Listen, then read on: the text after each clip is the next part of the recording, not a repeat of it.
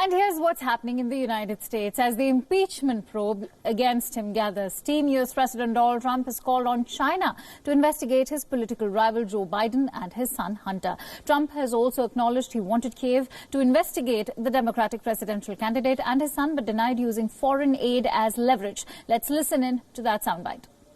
Well, I would think that if they were honest about it, they'd start a major investigation into the Bidens. It's a very simple answer. They should investigate the Bidens, because how does a company that's newly formed, and all these companies, if you look at, and by the way, likewise, China should start an investigation into the Bidens, because what happened in China is just about as bad as what happened with Ukraine. So I would say that President Zelensky, if it were me, I would recommend that they start an investigation into the Bidens, because nobody has any doubt that they weren't crooked. That was a crooked deal, 100%. He had no knowledge of energy, didn't know the first thing about it. All of a sudden, he's getting $50,000 a month, plus a lot of other things. Nobody has any doubt. And they got rid of a prosecutor who was a very tough prosecutor. They got rid of him. Now they're trying to make it the opposite way, but they got rid. So if I were the president, I would certainly recommend that of Ukraine. In other stories, 16-year-old Swedish activist Greta Thunberg made it to her mission to lower greenhouse gas emissions and make the world a greener, more sustainable place. She was widely celebrated after her speech at the United Nations, but many critics have now said she's being used. World leaders and commentators have criticized her and are divided over Greta becoming the face of the climate change movement. While there are many supporters of Greta's climate change movement, U.S. President Donald Trump has criticized Greta Thunberg for her speech at the UN, and the Australian Prime Minister Scott Morrison is not far behind. He took a jibe at the young climate change activist and disapproved of her by saying, "Let kids be kids.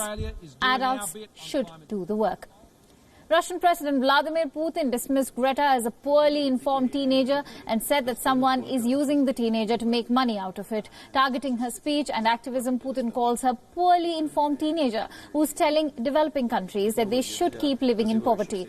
While delivering an impassioned rebuke to the UN, the Swedish climate activist accused 5 of the world's major leaders of betraying younger generations through inadequate action on the worsening climate crisis. Greta's complaint accuses Argentina, Brazil, France, Germany and Turkey of inaction on global warming that violates the UN Convention on the Rights of the Child. After this accusation, French President Emmanuel Macron said that her stance is very radical and likely to antagonize societies. From news commentators to world leaders, the number of people criticizing or dismissing Greta has been piling up. One of the leading U.S. news channel called Thunberg's United Nations speech chilling and ran a segment about how climate change hysteria is changing American youth. However, it is important to note that there are people who have been supporting her too, and she has been an inspiration for several youth who are raising issues which matter to citizens across the world. From Trudeau joining climate march in Montreal to Arnold Schwarzenegger's offer to lend his electric car to Thunberg, Greta has gathered support from across the world. Even Prince Harry thinks there's an emergency and the world's children are striking. Many of her detractors have dismissed Thunberg, a Nobel Prize nominee, as mentally ill, hysterical and a millennial individualist after she pleaded with governments of the world last week to address the climate crisis. In reality, Thunberg is cutting through rather than displaying emotionalism. What certain leaders do not wish to acknowledge is that asking for action on climate change is entirely rational.